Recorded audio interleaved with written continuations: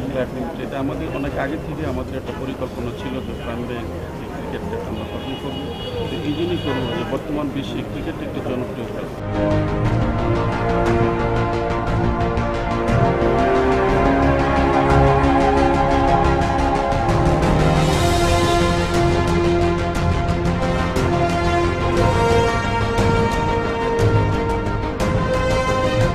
আমরা চাই যে বাংলাদেশ ক্রিকেট, ডোমেস্টিক ক্রিকেটের কোয়ালিটি এলিভিয়েটেড হোক এবং আপনারা আমাদের সাথে থাকবেন।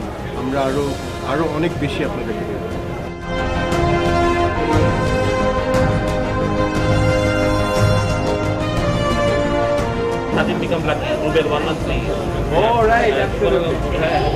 আমাকে বলছিল ওই সময় যখন তার আগে যে 13 মেবি আমার জন্য লাকি হবে।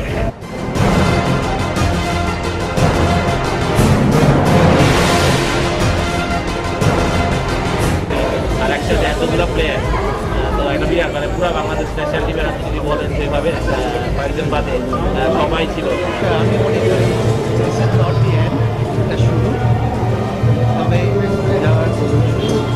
ভালোটা শেষ কথা মনে আছে ওটাতে।